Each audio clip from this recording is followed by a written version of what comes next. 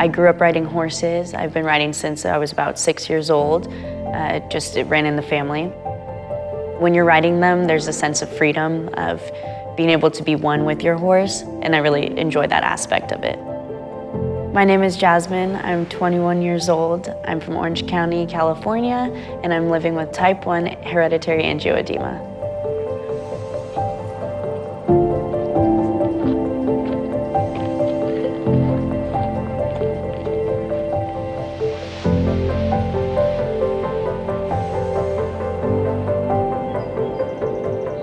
I noticed my health starting to change around my freshman year of high school. I was starting to experience certain swellings that I can now link with hereditary angioedema. But during the time, we had no idea. Me and my family had no idea what was going on. I was missing constantly on school events, classes, tests, hanging out with friends and getting that time with them, and I was missing out on other aspects of my life like sports and team player situations where I would need to show up, but I just wasn't able to because I was suffering from an attack. It was definitely holding me back from being myself.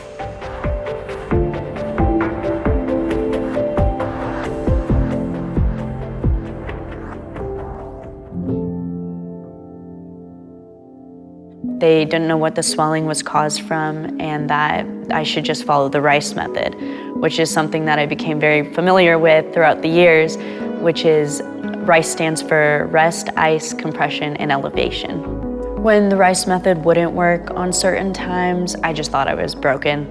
I didn't really find a way to help myself. In that case, there was nothing I could do. I just had to wait it out the 2, 3, 4 days that it took for the swelling to go down. A turning point in my journey was when I was 17 years old and I was just beginning my senior year of high school. I was running late for school one day and I leaned down to grab my backpack, but I went too fast and I hit a chair that was in my room. So I went to school and I was fine the whole day until I got to the end of the day and I was on my way to work when I felt something in the inner corner of my eye. So I went home and I showed my mom and she immediately started freaking out and we went to the emergency room. And the whole time I was documenting pictures because the swelling was increasing very rapidly throughout those hours. Both of my eyes were swollen shut. They were telling me that they weren't sure what was going on with me and that they've never seen something like this until one of my doctors came in and he suspected, thankfully, that it was hereditary angioedema. And this was the first time I had ever heard these words in my life.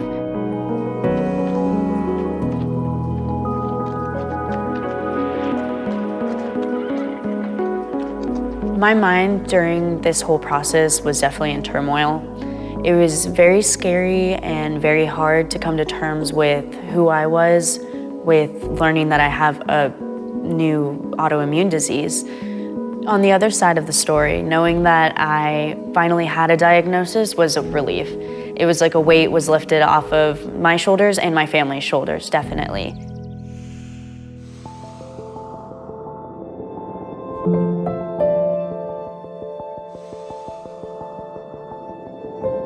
Right when I got to college, I was trying to figure out my diagnosis still and deal with my medications and my more frequent and painful swellings.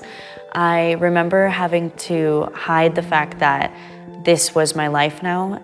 This treatment of acute medication was not sustainable at all. I was going through 2 or 3 different medications a week, and that was much more than I had taken in the past, and which means much more swelling and much more pain with every injection and just with every incident as well. I decided to talk to my doctor about changing my path and my treatment plan because I couldn't keep injecting myself every single week. It was just too much and it was definitely taking a toll on my body, and I could feel that mentally and physically.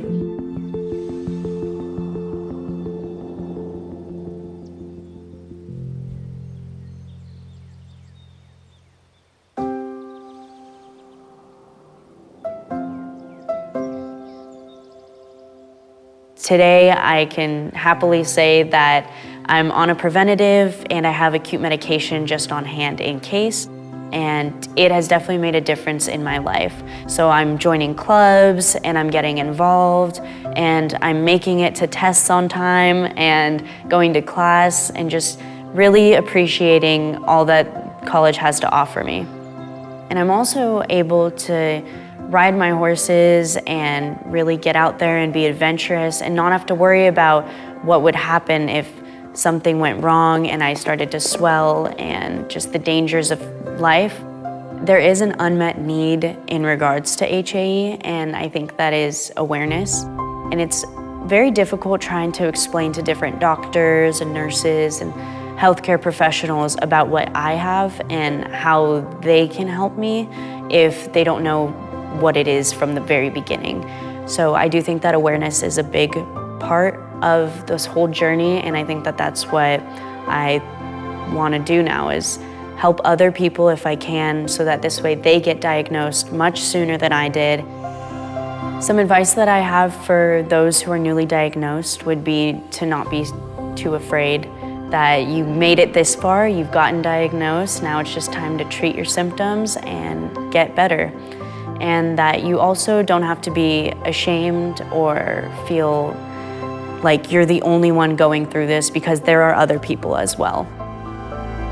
In the future, I'm looking forward to hopefully becoming a veterinarian, living a beautiful and happy life, and being adventurous and getting to do all the things that I used to be afraid of. I start to look at it in a different perspective now. It's more about the beauty of life now.